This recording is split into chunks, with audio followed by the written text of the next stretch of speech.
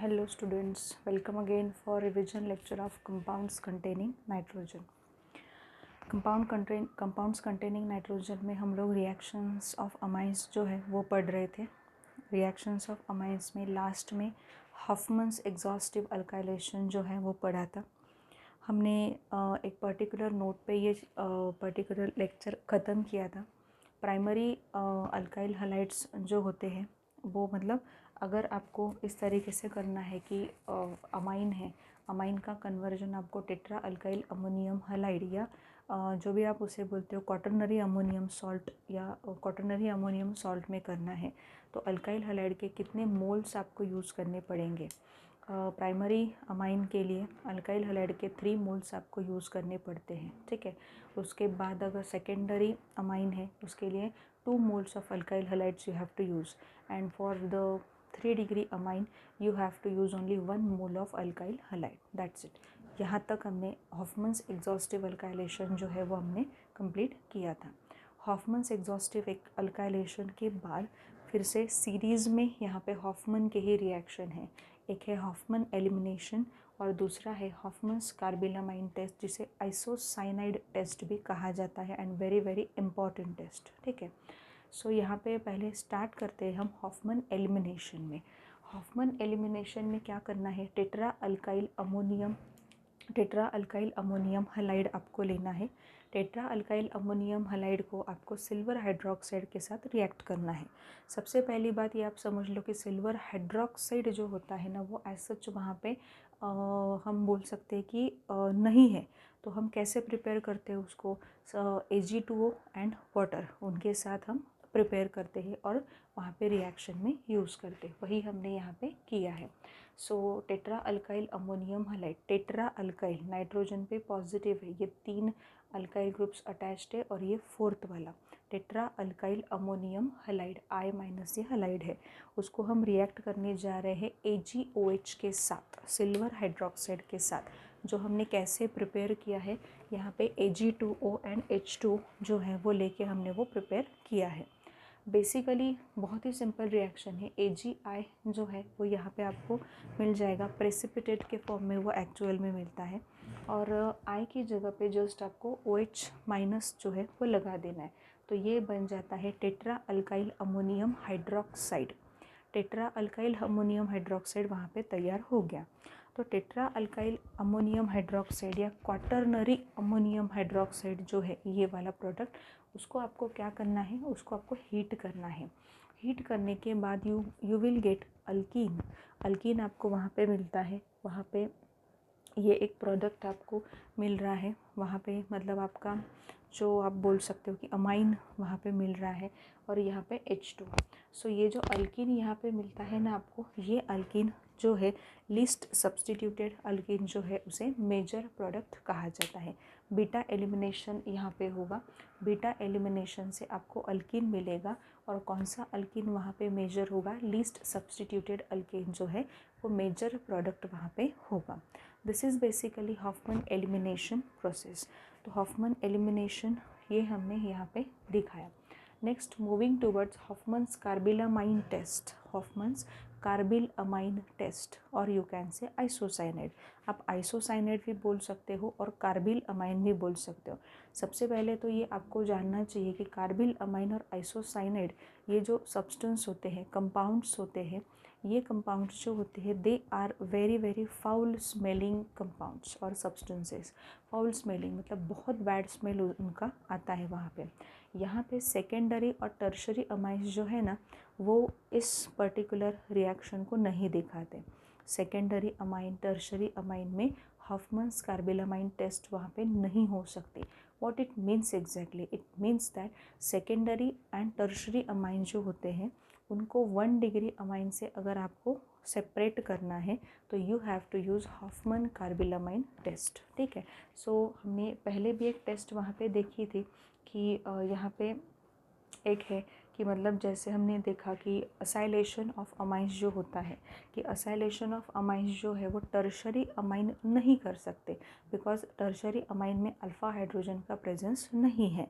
तो acylation of amine में हमने क्या बोला था कि 1 डिग्री 2 डिग्री अमाइन को आपको 3 डिग्री अमाइन से अलग करना है तो आप असाइलेशन ऑफ अमाइन यूज़ कर सकते हो। अब यहाँ पे 3 डिग्री अमाइन जो है वो अगर वहाँ पे आपने देखा कि 1 डिग्री और 1 डिग्री अमाइन जो होता है वो ये टेस्ट दे सकता है, बट 2 डिग्री और 3 डिग्री ये टेस्ट नहीं दे सकते। मतलब एक एक टेस्ट यहाँ पे ऐसे आ रही है कि आप अमाइन की जो भी वहाँ पे मिक्सचर है ना, मिक्सचर को काफ़ी अच्छे से क्या कर सकते हो, सेपरेट आउट कर सकते हो। सो यहाँ पे देखो secondary and tertiary amines do not give this test. Amines में आप बोलोगे कि aliphatic primary amine and aromatic primary amine, ये दोनों ही ऐसे है कि ये टेस्ट क्या कर सकते हैं, दे सकते हैं। So let us see the reaction. RNH2 simple reaction मैंने ली है, कोई भी R ग्रुप आप यहाँ पे लगा सकते हो, C2H5 CH3 C3H7 कोई भी कुछ भी यहाँ पे लगा सकते हो। CaCl3 सबसे पहले क्लोरोफॉर्म के साथ रिएक्शन होगी, क्लोरोफॉर्म, उसके बाद अल्कोहलिक पोटेशियम हाइड्रोक्साइड होगा। रिएक्शन में ये मिक्सचर को हीट किया जाएगा। हीट करने के बाद यहाँ पे आइसोसाइनाइड कार्बिल अमाइन जो है उसका फॉर्मेशन मिलता है, KCl एंड H2O। वैसे ही एक रिएक्शन और ली है हमने एरोमेटिक अमाइन की, C6H5NH2। C6H5NH2 एनिलीन है, ठीक है। एनिलीन की रिएक्शन हमने की है, chloroform and alcoholic potassium hydroxide. Heat करना है आपको इस मिक्सचर को, you will gate phenyl isocyanide और फिनाइल कार्बिल अमाइन भी बोल सकते हो, KCl and H2।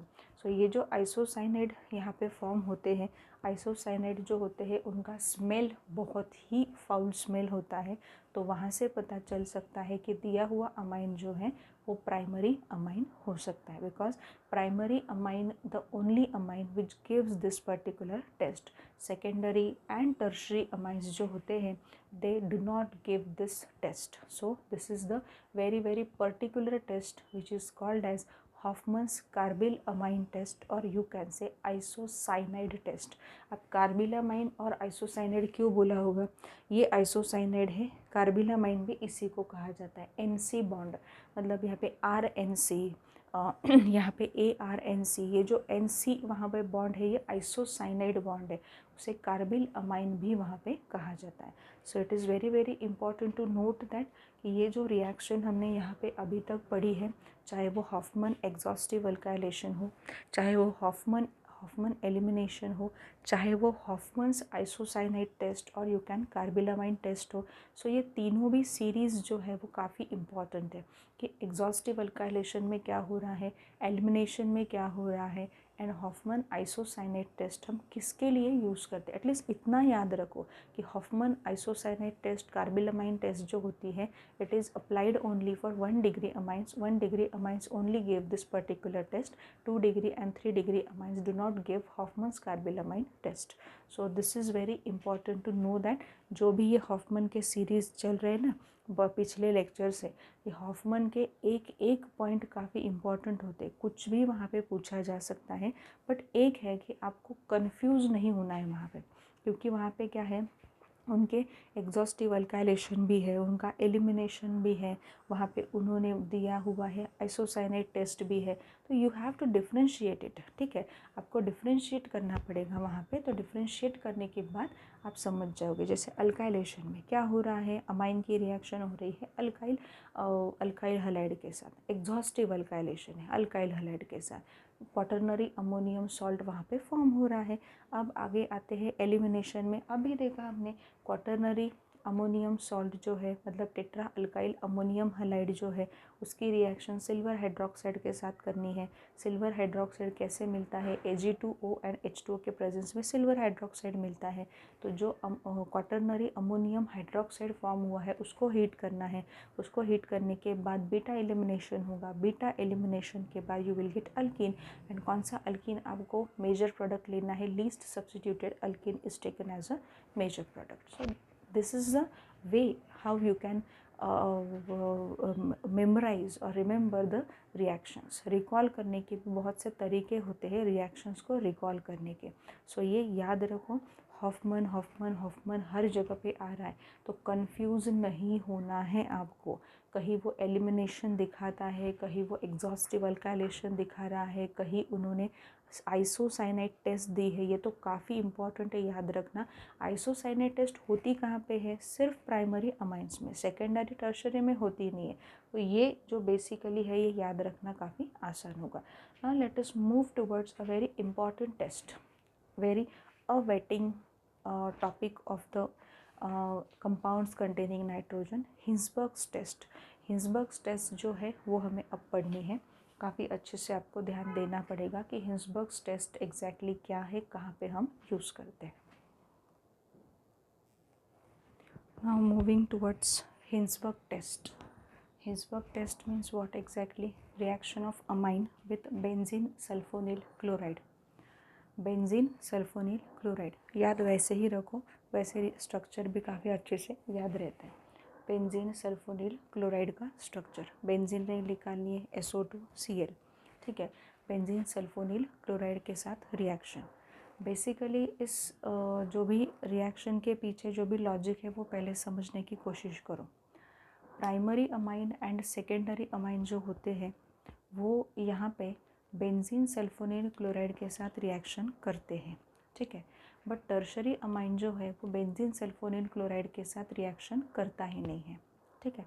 So benzene sulphonyl chloride के साथ प्राइमरी और सेकेंडरी अमाइंस जो है वो रिएक्शन क्यों करते हैं?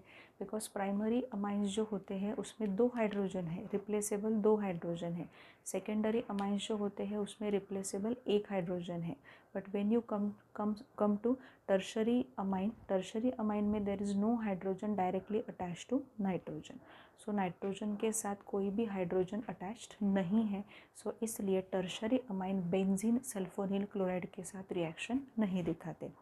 सो ये कहा जाता है कि हिंसबर्ग टेस्ट जो है, हिंसबर्ग टेस्ट से आप primary, secondary and tertiary amine को क्या कर सकते हो? डिस्टिंग्विश कर सकते हो। And this particular test acts as a best test for distinguishing 1 degree, 2 degree and 3 degree amine.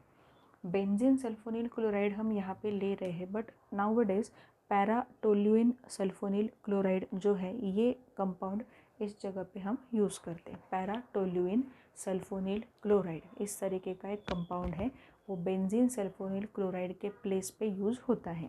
But यही हमें अभी लेना है। देखो तो हम क्या यहाँ पे देख सकते हैं, बेंजीन सल्फोनिल क्लोराइड का स्ट्रक्चर ये है। यहाँ पे एक प्राइमरी अमाइन हमने लिया है, इथाइल अमाइन, इथेन अमाइन हमने यहाँ पे लिया है। HCl यहाँ से निकल जाएगा और बाकी का स्ट्रक्चर एज इट इज़ आपको ज्वाइन करना है। अब यहाँ पे ये जो हाइड्रोजन आपको मिल रहा है ना, ये हाइड्रोजन काफ़ी स्ट्रॉन्ग एसिडिक हाइड्रोजन है। एसिडिक हाइड्रोजन ऐसा क्यों है? बिकॉज आप देखो ये जो हाइड्रोजन है ये डायरेक्टली कहाँ पे अटैच्ड है? नाइट्रोजन को, और यहाँ पे SO2 ग्रुप जो है, इलेक्ट्रॉन विड्रॉइंग ग्रुप यहाँ पे अटैच्ड है। सो इसलिए ये हाइड्रोजन जो है ये स्ट्रांगली एसिडिक नेचर दिखाता है। अब आगे ऐसा है एक्चुअल में कि ये KOH के साथ रिएक्ट करेगा, सॉल्ट का फॉर्मेशन होगा। बिकॉज ये हाइड्रोजन H2O करके वहाँ से निकल जाएगा, K यहाँ पे आ जाएगा। तो आगे फिर से अगर आप उसका हाइड्रोलिसिस वहाँ पे करते हो तो आप एक अमाइड को रीजनरेट करते हो। मतलब इसका ये मैं बोलना चाह रही हूँ कि प्राइमरी अमाइन जो है उसमें हाइड्रोजन 2 होने की वजह से क्या हो रहा है, primary amine benzene sulphonyl chloride के साथ तो रिएक्शन दिखाता ही है, वो कंफर्म है। बट ये प्रोडक्ट जो मिला है ना, इसमें ये जो स्ट्रॉन्ग एसिडिक हाइड्रोजन है ना, ये हाइड्रोजन भी यहाँ से निकल जाता है और एक लास्ट में अमाइड का फॉर्मेशन आपको मिलता है, ठीक है। सो ये एक पॉइंट आपको प्राइमरी अमाइन में याद रखना चाहिए। अगर अमाइड का फॉर्मेशन तक हम पहुंच गए हैं सो आपका जो भी सैंपल है उसमें 1 डिग्री अमाइन ही प्रेजेंट होगा। मूविंग टूवर्ड्स 2 डिग्री अमाइन, ठीक है। Benzene sulphonyl chloride and 2 degree amine. 2 degree amine में क्या है, सिर्फ एक हाइड्रोजन है, एक ही हाइड्रोजन यहाँ पे प्रेजेंट है जो HCl के फॉर्म में निकल जा रहा है और यहाँ पे ये फॉर्मेशन हो रहा है। ये जो पर्टिकुलर फॉर्मेशन है यहाँ पे ये आगे नहीं होगा, आगे इसकी रिएक्शन KOH के साथ no reaction will takes place. यहाँ पे KOH के साथ रिएक्शन होगी नहीं, तो आगे तक अमाइड मिलने का कोई भी चांस नहीं है। हो गया डिस्टिंग्विश आपका 1 डिग्री अमाइन और 2 डिग्री अमाइन। और 3 डिग्री अमाइन, देखो 3 डिग्री अमाइन में तो आपके पास नाइट्रोजन से डायरेक्टली अटैच कोई भी हाइड्रोजन प्रेजेंट नहीं है। तो नाइट्रोजन से डायरेक्टली अटैच प्रेजेंट हाइड्रोजन नहीं है, तो ये बेंजीन सल्फोनिल क्लोराइड के साथ रिएक्शन ही नहीं दिखाता। सो यहाँ पे no reaction will takes place. Hence in this way 1 degree 2 degree and 3 degree amine में एक एक स्टेप कम होते जा रही है। उसी से हम क्या कर सकते हैं, 1 डिग्री 2 डिग्री और 3 डिग्री को क्या कर सकते हैं, डिस्टिंग्विश कर सकते हैं। 1 डिग्री होगा तो वो आगे तक KOH के साथ भी रिएक्ट करेगा। यहाँ पे 2 डिग्री होगा, KOH के साथ रिएक्शन नहीं होगी, मिक्सचर में वैसे ही पड़ा रहेगा। 3 डिग्री है तो 3 डिग्री रिएक्शन करेगा ही नहीं, ठीक है। सो इस तरीके से हिंसबर्ग टेस्ट जो है वो हम यूज़ करते हैं for the distinguish purpose of 1 degree 2 degree and 3 degree amines. तो इस तरीके से बेसिकली हमने जो काफ़ी इम्पॉर्टेंट रिएक्शंस है वो रिएक्शंस हम देख रहे हैं अमाइंस के केस में। अमाइंस के रिएक्शन ख़त्म नहीं होते बच्चों, बहुत ज़्यादा रिएक्शंस है अमाइंस के जो रिएक्शन है वो पढ़ना और उसे याद रखना अपने आप में एक बहुत इम्पॉर्टेंट टास्क होता है। क्योंकि अमाइन जो है ना वो ऐसा नहीं है कि वो कंपाउंड, मतलब डेरिवेटिव जो है वो अमोनिया का डेरिवेटिव है, वो कोई कार्बन कंटेनिंग कंपाउंड का डेरिवेटिव नहीं है, ठीक है। सो वो अमोनिया का डेरिवेटिव है। वो इस तरीके से रिएक्शंस को आपको क्या करना है, याद रखना है। क्या कहा मैंने, हिंसबर्ग टेस्ट में, हिंसबर्ग टेस्ट जो है उसमें हम बेंजीन सल्फोनिल क्लोराइड यूज़ करते हैं। Benzene sulphonyl chloride primary amine के साथ रिएक्शन करता है, प्रोडक्ट देता है, उस प्रोडक्ट में स्ट्रांगली एसिडिक हाइड्रोजन होता है, वो आगे जाके KOH के साथ रिएक्ट करता है, फिर वो आगे हाइड्रोलिसिस से अमाइड को रीजनरेट करता है। सेकेंडरी अमाइन में क्या होगा, सेकेंडरी अमाइन की रिएक्शन कहाँ तक सीमित रहेगी, सेकेंडरी अमाइन सिर्फ आपके अमाइन बेंजीन सल्फोनिल क्लोराइड से रिएक्शन करेगा। आगे तो हाइड्रोजन का प्रेजेंस है नहीं, तो KOH के साथ रिएक्शन होने का कोई भी चांस नहीं बनता। Tertiary amine, no directly attached hydrogen to nitrogen, so benzene sulphonyl chloride जो है उसके साथ रिएक्शन नहीं हो सकती टर्शरी अमाइंस की। In this way we have completed a very important test which is called as a Hinsberg test. Hinsberg test में हम करते क्या है, हिंसबर्ग टेस्ट में हम अमाइन की रिएक्शन बेंजीन सल्फोनिल क्लोराइड के साथ करते हैं। बेंजीन सल्फोनिल क्लोराइड के साथ रिएक्शन करने पर हमें ये पता चलता है कि वहाँ पे 1 डिग्री 2 डिग्री 3 डिग्री अमाइन किस तरीके से डिस्टिंग्विश हो रहा है, ठीक है। सो ये इम्पॉर्टेंट पॉइंट्स हमने यहाँ पे डिस्कस कर लिए। Now we will be moving towards electrophilic aromatic substitution in case of amines. Electrophilic aromatic substitution हमें देखना है अमाइंस के केस में। तो यहाँ पे electrophilic aromatic substitution in case of aromatic amines. Aryl amines जो है वो बाय फंक्शनल ग्रुप वहाँ पे दिखाते हैं, अमाइनो ग्रुप भी है और फिनाइल ग्रुप वहाँ पे प्रेजेंट है। Highest electron density is at ortho and para position. अगर आप एनिलीन का रेजोनेटिंग स्ट्रक्चर्स आप एनिलीन के देखो तो एनिलीन में आपको दिखाई देता है कि ऑर्थो और पैरा पोजिशन जो है उस पर इलेक्ट्रॉन डेंसिटी बहुत ज़्यादा है, बहुत ही ज़्यादा है, इलेक्ट्रॉन डेंसिटी वहाँ पे काफ़ी ज़्यादा है। हेंस इलेक्ट्रोफिलिक एरोमेटिक सब्स्टिट्यूशन वहाँ पे हो सकता है। NH2 group is powerful activating group. ये काफ़ी इंपॉर्टेंट है कि NH2 ग्रुप जो होता है ना ये काफ़ी पावरफुल एक्टिवेटिंग ग्रुप की तरह आप उसे ट्रीट कर सकते हो।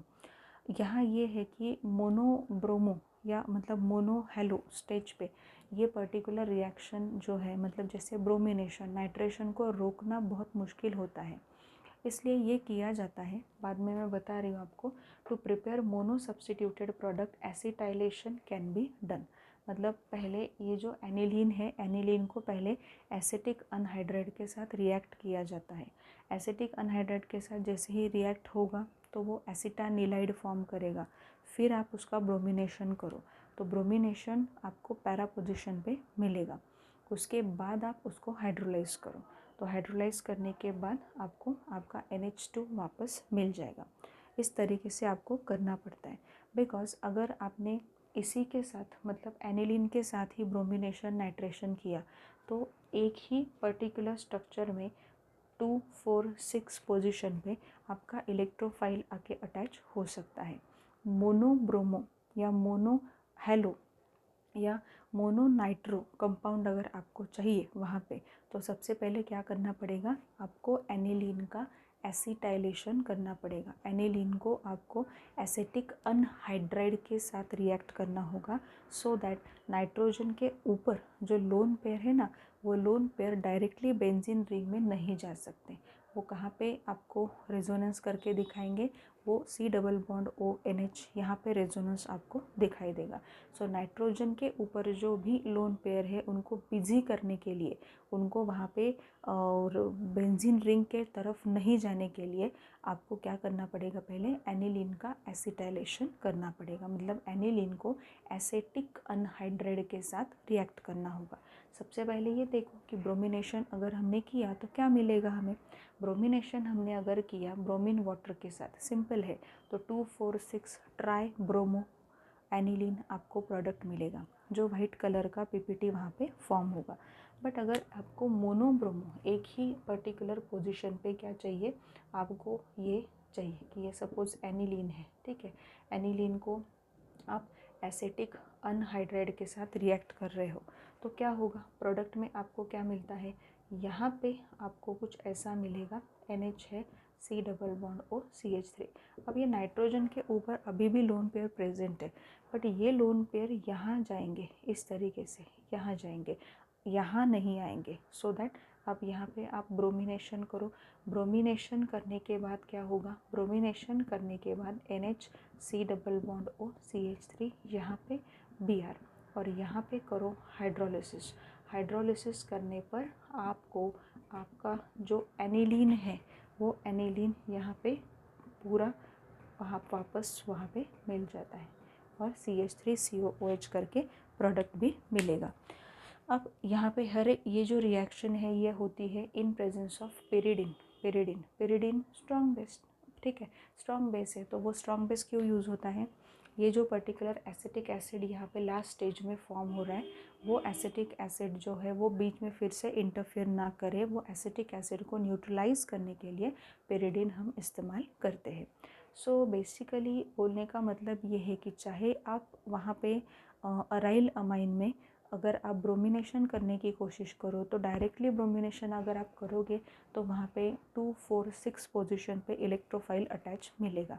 बट अगर आपको मोनोब्रोमो प्रोडक्ट वहाँ पे चाहिए, तो मोनोब्रोमो प्रोडक्ट में क्या केस वहाँ पे होता है, मोनोब्रोमो प्रोडक्ट में सबसे पहले आपको एनिलीन में जो नाइट्रोजन के ऊपर के जो लोन पेयर है ना, उनको बिजी करना होगा। तो उनको कैसे बिजी किया जा सकता है, after reacting aniline with the acetic anhydride. So वहाँ पे एसिटानिलाइड का फॉर्मेशन होगा, तो वो एसिटानिलाइड जो है वो एसिटानिलाइड का फिर ब्रोमिनेशन करो, नाइट्रेशन करो, it is one and the same, ठीक है। सो बोलने का मतलब ये है कि मोनो सब्स्टिट्यूटेड प्रोडक्ट अगर आपको यहाँ पे चाहिए तो काफ़ी सारे इंतज़ाम आपको करने पड़ते हैं एनिलीन के। एनिलीन का एसिटाइलेशन करके ही आपको आगे बढ़ना पड़ेगा, अदरवाइज़ ये जो NH2 ग्रुप होता है, ये NH2 group powerful activating group होता है, वो ऑर्थो पैरा पोजिशन को वहाँ पे कभी नहीं छोड़ेगा। ऑर्थो पैरा पोजिशन पे इलेक्ट्रोफाइल अटैच होते रहेंगे और मोनो सब्स्टिट्यूटेड प्रोडक्ट आपको नहीं मिलेगा। सो this is all about bromination. अब हम आगे बढ़ते हैं नाइट्रेशन के केस में। सिंपल है, नाइट्रेशन तो क्या होगा, नाइट्रेशन के केस में तो ये है कि नाइट्रेटिंग मिक्सचर यूज़ करोगे। नाइट्रेटिंग मिक्सचर कौन सा है, कॉन्सेंट्रेटेड HNO3, कॉन्सेंट्रेटेड H2SO4। यहाँ पे ये होता है एक्चुअल में बच्चों, ये देखो आप कि यहाँ पे ortho nitro aniline, para nitro aniline, Meta nitro aniline, तीन प्रोडक्ट्स आपको वहाँ पे मिलते हैं। मेटा नाइट्रो एनिलीन जो मिलता है वो काफ़ी कम अमाउंट में मिलता है, और तीनों में से मेजर प्रोडक्ट आपका होगा para nitro aniline. It is because of the symmetry के हिसाब से वो पैरा नाइट्रो एनिलीन काफ़ी मेजर प्रोडक्ट वहाँ पे होगा, ठीक है। सो मेरे ख्याल से ये जो पर्टिकुलर ये है, मतलब एनिलीन के बारे में, एनिलीन का अगर आप नाइट्रेशन करते हो तो तीन प्रोडक्ट्स आपको मिल रहे हैं। क्यों मिल रहे हैं, सबसे पहले चांसेस बनते हैं ऑर्थो नाइट्रो एनिलीन के एंड पैरा नाइट्रो एनिलीन के। ठीक है। बट वहाँ पे जैसे ही रेजोनेंस आप देखते हो तो एनिलीनियम आयन का भी फॉर्मेशन होगा और उस पर्टिकुलर एनिलीनियम आयन की वजह से मेटा पोजिशन एक्टिवेट हो जाएगी। फिर मेटा पोजिशन पे भी इलेक्ट्रोफाइल मतलब नाइट्रो ग्रुप वहाँ पे जाके अटैच हो जाएगा, नाइट्रोनियम आयन वहाँ पे अटैच होगा। सो इस तरीके से नाइट्रेशन अगर आप यहाँ पे देख रहे हो तो नाइट्रेशन के केस में तीन प्रोडक्ट्स आपको वहाँ पे मिल रहे हैं डायरेक्ट नाइट्रेशन के प्रोडक्ट में, और वहाँ पे अलोंग विथ टार भी मिलता है, ऑक्सीडेशन से मिलने वाला एक प्रोडक्ट है वो टार भी वहाँ पे आपको मिल जाता है। So in this way we have to focus again on acetylation. फिर हम क्या करेंगे, फिर से एनिलीन को एसिटिक अनहाइड्राइड के साथ रिएक्ट करेंगे in presence of pyridine, acetanilide का फॉर्मेशन होगा। Then we will be using nitrating mixture, then we are using paranitro acetanilide form होगा, देन उसका हाइड्रोलिसिस करेंगे and then you will get your paranitro aniline as a product. ठीक है। सो ये points, ये जो प्रॉब्लम्स है यहाँ पे, ये प्रॉब्लम्स इम्पॉर्टेंट होते हैं कि एनिलीन को आप डायरेक्टली रिएक्ट नहीं कर सकते किसी के भी साथ। एनिलीन को रिएक्ट करने में सबसे पहले आपको ये पता होना चाहिए कि NH2 ग्रुप इतना पावरफुल एक्टिवेटिंग ग्रुप है कि वो मोनो सब्स्टिट्यूटेड स्टेज पे रिएक्शन रुक नहीं सकती। तीन तो भी जगह ऐसी है कि वो कैप्चर करके ही रहेगा, ऑर्थो के 2 पोजीशन और पैरा की 1 पोजीशन वो कैप्चर करके रहेंगे इलेक्ट्रोफाइल्स। ठीक है। सो अब हम थोड़ा सा आगे बढ़ते हैं सल्फोनेशन के टूवर्ड। सल्फोनेशन में थोड़ा सा इम्पॉर्टेंट पार्ट है, सल्फोनेशन में ज्विटर आयन का फॉर्मेशन आपको दिखाई देगा। सल्फोनेशन ऑफ एनिलीन सामने दिया है आपके। एनिलीन कोल्ड कॉन्सेंट्रेटेड H2SO4 के साथ रिएक्ट होगा। यहाँ पे कोल्ड कॉन्सेंट्रेटेड H2SO4 है, वहाँ पे यहाँ पे फॉर्म हुआ आपका एनिलीन हाइड्रोजन सल्फेट, ये फॉर्म हुआ है। फिर से वो कॉन्सेंट्रेटेड H2SO4 के साथ रिएक्ट कर रहा है at the temperature 453 to 474 kelvin. Again ये फॉर्म हो रहा है, सल्फेनिलिक एसिड उसे कहा जाता है। अब ये जो सल्फेनिलिक एसिड है एक्चुअल में ये एग्जिस्ट करता है एज अ सॉल्ट।